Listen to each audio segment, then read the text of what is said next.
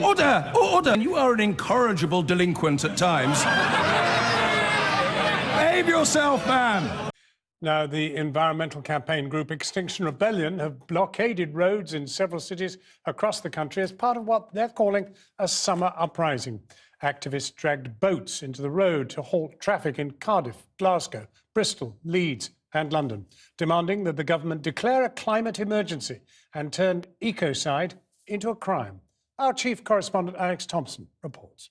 What do we want? Climate justice! When do we want it? Now! April was London, July across Britain. Extinction Rebellion in 5 cities for 5 aspects of our climate crisis. Leeds and the focus on the connection between big banks, oil, logging, mining, you name it. I'm a parent, I live locally, and for the last 15 years I've been watching my kids' future get a little bit worse each year, and I've had enough. We're clearly out of time on climate change. We're not talking about something that's far off in the future anymore. It's right here, right now. Bristol, where Extinction Rebellion says more than 22,000 homes are now at risk from sea level rise brought on by our warming planet. Across the water, Cardiff, where the focus all day has been the currently accelerating extinction of species globally. We understand that the Welsh Government and the UK Government have declared climate emergencies, but we've seen no action. And so today is all about calling on the government to act now. We need carbon emissions reduced to zero, net zero by 2025. Glasgow's theme, the hundreds of thousands of people displaced around the world by floods and expanding deserts. All of it so long predicted by science, so long ignored by politics. And so to London. The Strand occupied outside the High Court, and here a legal focus to make ecocide, willful major environmental destruction, a crime.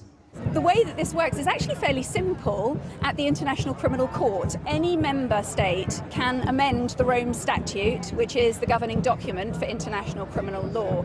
So the idea is to add ecocide alongside war crimes, genocide and crimes against humanity.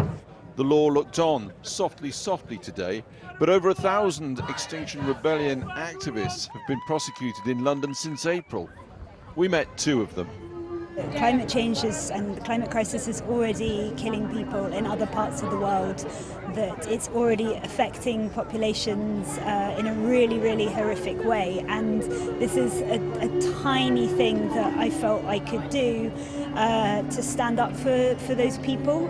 They still want to put them through the system in a way to send a message to them so that they don't re-offend, that people will be put off. But actually I think the reverse is going to happen, that lots of people will step into their brave boots.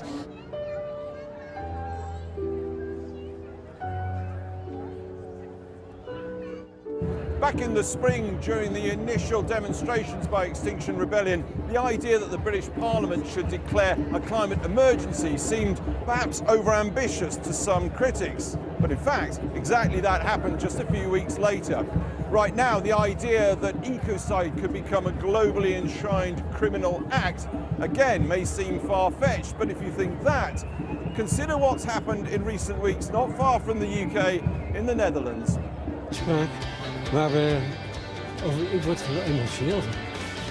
Dutch citizens recently won the world's first case of people forcing their government into legal obligation to take effective action to prevent climate change. This evening, Extinction Rebellion marched away from the High Court. Street blocking's all very well, but what next? How to make an impact without alienating people? Governments too have a similar dilemma. How to cut car use, air travel, meat consumption without alienating voters. The test is on. Time is short. Alex Thompson, Channel 4 News, Central London.